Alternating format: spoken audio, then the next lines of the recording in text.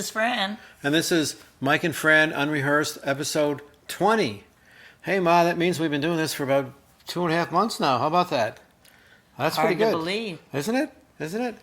So you're listening to Mike and Fran Unrehearsed on 216 The Net. That's real life internet radio on Wednesdays at noon. Thank you so much for tuning in, guys. And hey, I want you to check out my website at www.mikeandfranradio.com, where we have all the other episodes that we did so that you can listen to them again and play them for friends and make some comments. And then we have some special offers for you guys also. So you know about my friend Joe the Plumber. He's offering 10% discount and free estimates on any type of plumbing work. Just go to the website and click on his photo to go to his website, and you can call him right from there. Sound good? And then my friend Wendy Lally, who actually has a show at 216 The Net on Mondays at 11:45 called Succeeding in Business During a Pandemic. Now, Wendy is giving away a 60-minute coaching session. She's a marketing strategist and podcast host for 216 The Net. Wendy creates award-winning marketing communication for a host of corporations, advertising agencies, universities, banks, and more. And she also works with small entrepreneurial businesses, showing them how to make the most of digital communications and social media. That's my friend Wendy Lally. And of course, if you guys need a free market analysis for your home or business, please let me know. Thank you so much.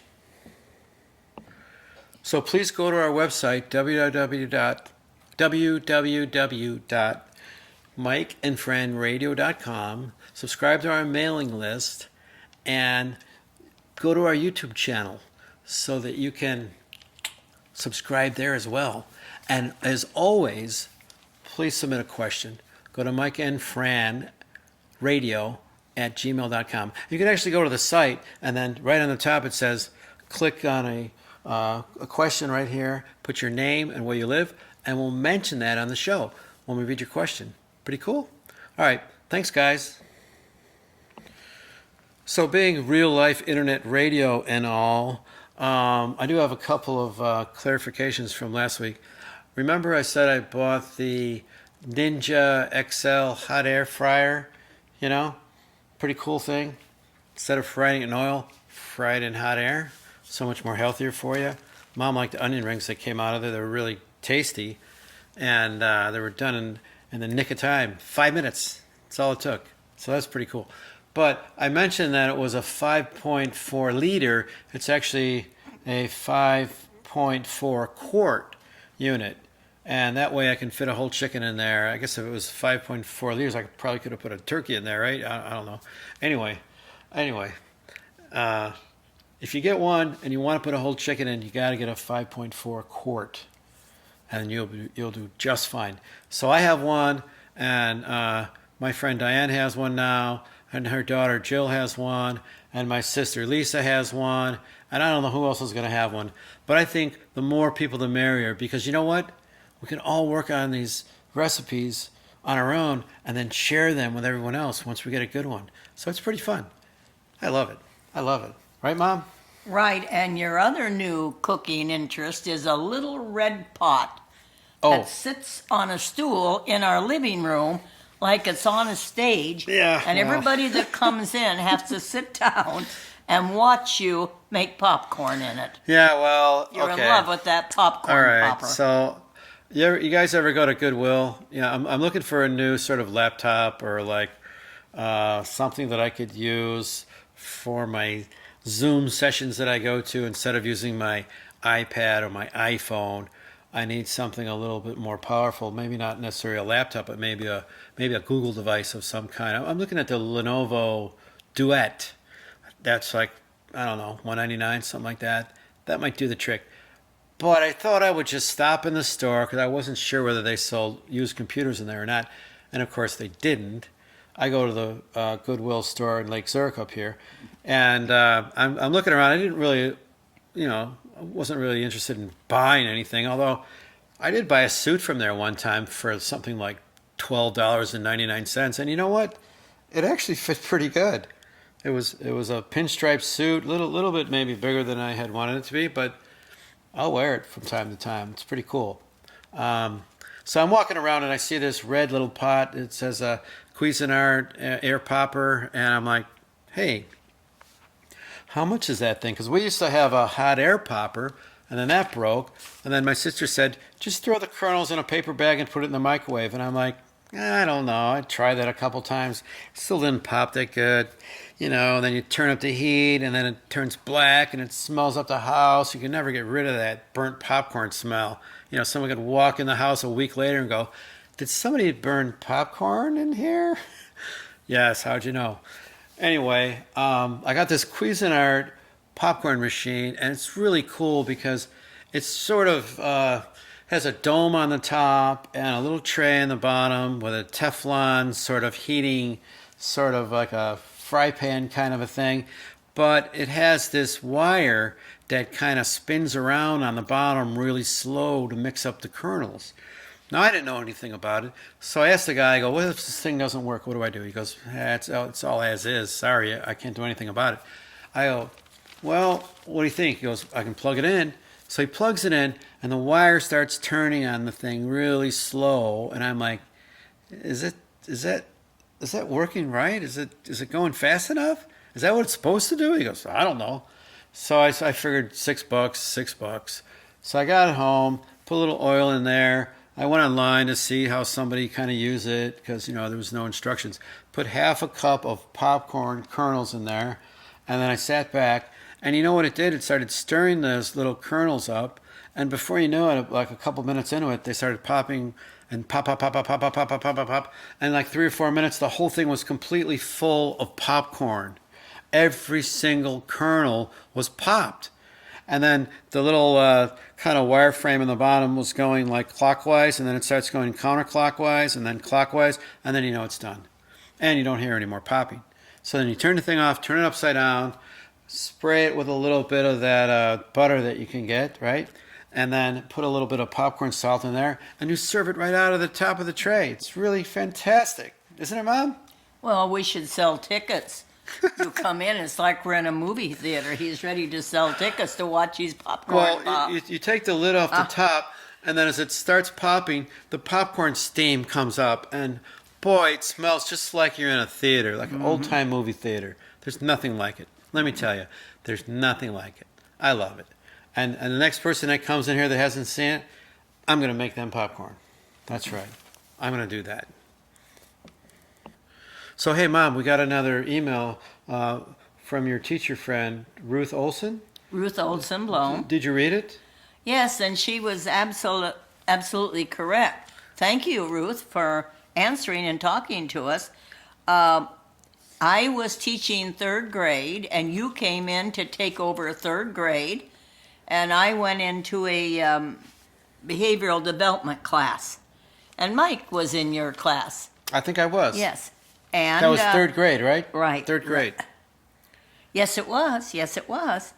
And we remembered a few of the teachers, and then you clued me in that Nikki Buxing was her last name. I don't remember her being married to Shane, and I had forgotten Bonnie Vetter. But I remembered Earl Woodley, our principal, and Marge Hayden, our secretary. And then I remembered 2 again, Diane, I think it was Farino. And then down in primary was Velma Kinney, Joni Left, Helen Martin, and me. But that was a long time ago. But yeah. It was such a great, pleasant time. We work with such great people. So thank you. I'm glad you're listening. And who was the gym teacher? Oh, come on. Sid Miller. It wasn't George Menard. George Menard was the custodian. I had the gym teacher and the janitor mixed up. Yes. Whoa. Big mistake. In fact, I have to mention that I'm wearing my recess coat. Oh, okay. And I'll get back to that. A recess coat is when we used to go back out to do the duty, and my recess coat was a heavy, warm coat. So I remember you telling me that every teacher in that school wore your recess coat at one point in time. Well, sometimes, right? I don't know. Some did borrow it, yes. So that's some special recess coat, right? Yep. Why do they all want to wear it? because it was downlined. It was school bus yellow or gold with a purple lining, very full, fluffy, and it was good. And if I wasn't on good. duty, It which was warm. only a couple That's of all. times It was warm. a week, It was a warm coat. somebody would say, "Fran, do you have that warm coat?" And I'd say yes. I was going to talk about Murphy's Law with this cold, talking about why I'm wearing a coat. So here's a question for you, Mom. What do you mean by Murphy's Law? Well, if anything can go wrong, it does. It will go wrong. And That's right. we got our first cold weather. And I went to pull the shade in the den, and it ended up looking like a triangular sail on a Chinese junk. Well, I came downstairs and the thing was like totally diagonal on the window. I was like, wow, what's going on here? What's happening? So it broke, and here's our first cold weather, 30 degrees. Yeah. It's like when your heat goes out. When our heat went out once, it's just everything goes wrong. Then we found that our 2 fireplaces weren't taking the smoke out well, and we had to wait from a Friday through the weekend to Monday because we didn't call emergency because we had an agreement with the Sears thing that they would come out, Sears and it was has already everything. paid for. Right, Mom? Yeah, and it was Sears already paid has for. Wasn't there a logo like that? Murphy, Sears yeah. has everything. Yeah, so Murphy's Law, like when the And electricity we bought goes a lot of out, stuff from Sears. that you go to vacuum, you can't iron, you can't bake, you can't cook, and it's like no for everything. So we're having our Murphy's Law with a window shade. Well, shit happens, Ma. What are you gonna do? Shit happens. Could I say that on radio? I guess you can. Uh-oh, I just did. All right. Now, oh, Mike, last week you didn't get to the part where you were going to talk about Fred and driving with Fred in a car. Oh, that's right. Yeah, my friend Fred Goodwill from Elk Grove High School went to SIU, Southern Illinois University, when I was down there. And we used to drive back in his, I think it was like a Camaro or something like that. It was a pretty hot car, that's for sure. Fred always had the hot cars. I had a Chevy Nova, that pale green kind of colored. It had a 302 motor. It was like an economy engine. It wasn't really a souped up car at all. But Fred did work with me on rebuilding that motor. We put a 327 in there with a really high lift camshaft, and it sounded like a racing machine. So I would pull up at a light, and people would want to race, and I'm like, I don't want to race. And I almost got beat up a couple times because I'm driving that car, and all people wanted to do was race after they heard that motor. But maybe we put a little bit too high of a lift of a cam in that car. It was the highest lift you can get without going from solid lifters. It was a Fireball cam, as I remember, and Fred worked really hard on that with me. And my dad was pretty cool about it. He brought him inside and made him a meatball sandwich, I think, and I don't know. I think he appreciated it because he was out there working day and night for a while to get that thing up and running. But anyway, I'm driving Fred's Camaro back home from Carbondale, and we got the car all packed up on top, and I'm waiting for him, and he's not coming out, and I'm like, well, I'm just going to start tying it up. And I guess the doors were closed, the windows were down, and I started tying it from window to window to window to window, driver's side, passenger side, and Fred comes out, and he's like, Mike, how are we going to get in the car? And I'm like, oh, yeah, I forgot. We could just climb in the window. He goes, no, we got to, open the doors and then tie it and then close. Okay, so he's like, some engineer, huh? And I'm like, well, everybody has a lapse once in a while, so I'm like, I just wanted to hit the road here, and it kind of slipped my mind. Sorry, Fred. So he always brings up that story, especially when we're standing around other folks from Elk Grove High School, because it makes, good conversation, right? Yeah. Thanks, Fred. Anyway. So the holidays are upon us, and we're getting inundated by all these magazines with all this cool stuff that people are supposed to buy for their kids, right? So I guess what's going on is the mail order online sales are really high right now because people don't want to go out because of COVID and they're staying home. We always get all of those books, though. Yeah, and this one here, you gotta see some of these silly toys that they have. I mean, I wish they would have had this when I was a kid. This is a personalized engine lovers repair set. So the kid gets a choice of 3 different vehicles. The front end is the engine part only. It's all in plastic. It's like 58 pieces. They could remove spark plugs with wing nuts and other lifelike engine components. They could tackle up to 15 repair jobs, from replacing brake drums to changing headlights to checking oil levels with a dipstick. The engine key turns to generate realistic engine start sounds like vroom, vroom. I can only imagine. With a working horn and headlights and tools sized to fit little hands. Isn't that awesome? So I would have loved to have something like that when I was a kid. But 3 years and up. 3 years and up. And to think that you used to get the Lincoln Logs and the Legos for little engineers, and look at these little things. Oh, it's pretty cool. Yeah. So what I purchased when I was young, what was popular was the visible V8, and it was an entire V8 engine made out of clear plastic, so you can see all the moving parts, the pistons and the camshaft and the distributor cap, and everything would work, and it would light up. And you have batteries, and it was pretty cool. I remember putting that together, and it was a pretty good size engine. And then I actually bought the chassis to go along with it. So the engine sat in the chassis, and you had a transmission, and you could shift it and do all this crazy stuff. Put the brakes on, the lights would go on. I don't know. I had it in the end of my bed for a long, long time. I remember it took me forever to build that thing. So when anybody came in my room, I'm like, "Don't go in that area," because you'll hit it and it'll knock it off and it'll be in a million pieces. But I remember we didn't have any oil, so I think I used Mazola oil, because I know we used Mazola for some reason. And it kind of made the cylinders look a little tinted in there, which kind of made it look more realistic, I thought. Like it was actually, hot and like working spark plugs and cylinders. So anyway, I thought that was pretty cool. Michael, didn't you have a little motor on your bike? Yeah. There was a motor called Vroom. I think it was a red little motor with a black little knob, and it would go vroom when you turn it up, and it would slow down. And when you're going fast, you turn it up. When you're going slow, you turn it down.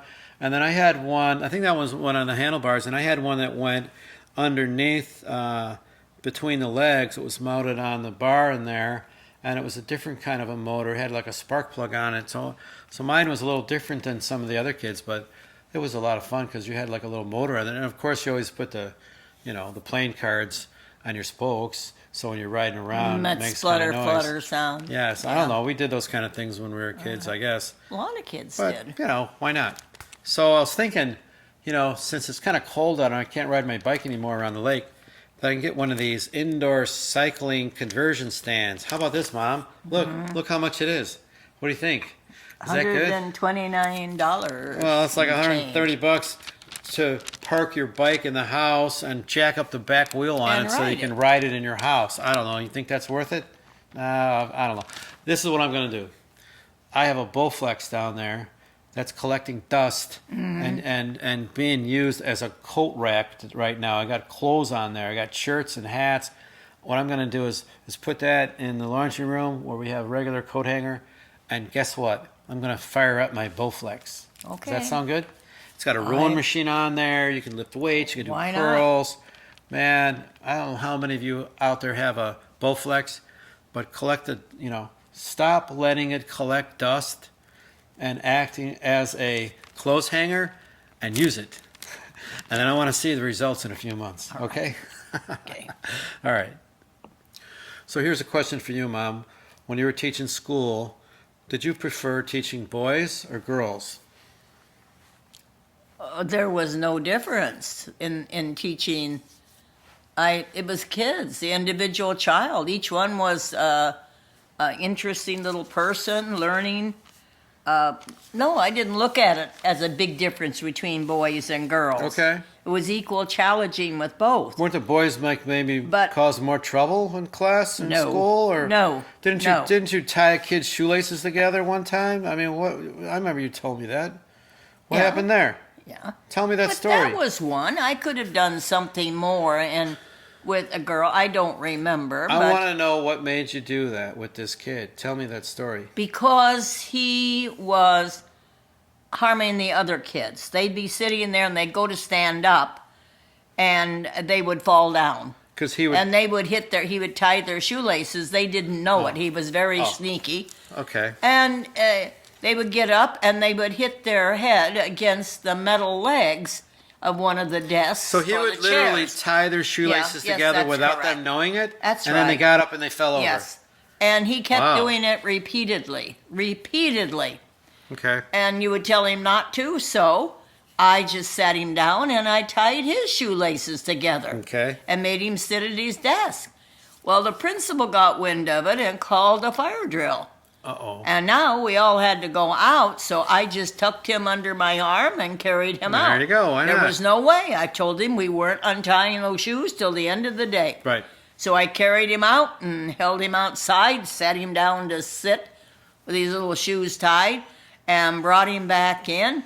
And then the school bell rang, and the principal was laughing and said, "Do you know who his father is? He's the chief of police of Elk Grove." Well, I went home and worried that whole night. Like, oh, no, never heard a word. He surely wouldn't mention that to his parents, or didn't. That's funny. Yeah. And that was Billy Lancaster, wasn't it? Yes, it was. That's right. That was That's Billy right. Lancaster. That's right. He was my year. Yes. I remember Billy. Yes. I remember Billy. Now, was he the one that was stomping on kids' shoes in the playground? Oh no, And that another was kid. when I was down in second grade. Okay, well, tell me that story. Well, probably nowadays this would be more frowned upon. Yeah. But this little boy, his penchant, favorite thing was stamping all the little girls' feet in their little sandals. Uh-oh. And stamp until they would cry. And I told him not to do it, not to do it. Seriously. And he Until they cry, he would he would stomp on still their feet. go get another one. And the kids start So- screaming. so- and then was he standing around when they were screaming, or did he pretend He he, was didn't do it? laughing. Or- He was laughing. So everybody knew he did They it. knew he did it. Okay. So he was just full of the little devil. So I had, in those days, we did not wear jeans or sneakers. Yeah. You wore more of a dressier shoe with a little heel. Okay. And dresses. Okay. So I knew he was right behind me. So I stepped back with my heel, and it ended up on his toe, on the arch of his foot. On purpose. And I'm looking out there. Oh, I don't see where John is.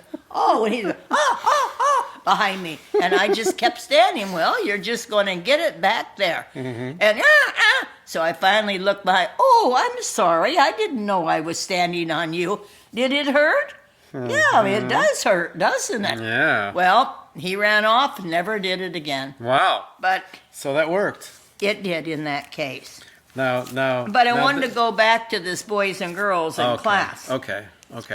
When you're talking about the different expectations that were there so many years ago, that a girl in class, the boys are going to be better in math, which wasn't right. Girls were just as smart in math. When you look back, there were no women engineers, no women doctors for many years because they would not give them the chance. It was a male-oriented world. So I was so glad when I had boys and girls, though, in my class like math. Right. Occasionally it would come up, what's your favorite class? And one of them, you didn't want everybody to say recess or gym. Yeah. You hope they'd say Something. social studies. Oh, I love Science. social studies. We did great with that, or science. Yeah. But I was so thrilled when they would say, Mrs. Latone, it's math. Mm-hmm. And I loved that because I would come out and say math is not in a cotton picking book on your desk. Right. Math is the world around you. Right. Math is how many miles you And- can ride on your right. bike. Right. How old are you on your birthday cake? Right. Math is a living thing. All right. It's not out of the way. But also, I know for a fact that you were not good as math as a kid. Oh. And if you could teach a kid so that You are they right. preferred to learn math over any other subject, you felt like you really had a feather in your cap, so you accomplished something. You remembered well, Michael. It Right? was sort of redemption for me because when I started to school, I was a year younger than everybody else. I had never gone to a kindergarten, and I lived as the eldest of 6 kids in a family and 500 acres when you didn't play that much with other kids. Right. So I was very shy. No one can believe it now because I'm very vociferous, but I was not an outgoing first grader. And the teacher, I'd be so shy and I wouldn't give her a right answer and she'd whack my hands with the ruler. In those days I'd you can cry. do that. In those Yeah. days you can do that. And then I'd go home and my mother would take me 1 week with the math and my father would take me the next week. Well, it made a little dent in my brain that you will never be good at math. So I avoided math. For the rest of my high school through college, was an allied arts and architecture major, had to pick up some in architecture. But when I became a teacher in the state of Illinois, all of this was in Oregon, my schooling, I had to go to a college to brush up on math Oh, yeah, and right. take some math classes because to pass the tests for the state here. Right. So right, when right. a little child, as I said, "Oh, Mrs. Latone, I love math," well, I would just burst out inside because this is what made me happy, that this person would like it. And the fact that you taught it good enough Yes. so that they can learn yes. that they Yes. like it and they Yep. enjoy it That's and right. they have fun with it. Well, that was my goal. And it was their favorite class. Yes. And when my granddaughter, Alyssa, was in high school and college, she was just brilliant in math. Yeah. And I was so proud of her She because I stumbled in math. So I think it is very important. Yeah, absolutely. Absolutely. All right, so Mom, you had 3 girls and 2 boys. Would you have preferred to have all boys or all girls? I think you know my answer from how I answer from the classes. No, I was happy with each boy or girl. They were each an individual person in this world. The only difference I may have found is at birthday parties. Oh, really? Somehow, when I had birthday parties for the girls, it seemed to go easier. The boys were more difficult, and I'm especially remembering one with Vincent, Uh-huh. where I think they were a little bit rowdier. Well, But other than that, no. I remember a birthday party we had when we went bowling, and I scored a 32, and I felt like the lowest person in the whole party, and it was my birthday party. Do you remember that? No, I do not remember it at That all. was just plain terrible. No, I don't. I don't know. I should have bowled a little bit better. Maybe Yes. somebody should have bowled like less than Yeah. me, so I would have felt better about it. Okay. But that's okay, right? Right. Getting back to boys and girls, remember, Michael, I was born in the 1927, and people would say about little girls, and I would wince. They'd say, "Oh, they're so much cuter. You can get so much cuter clothes."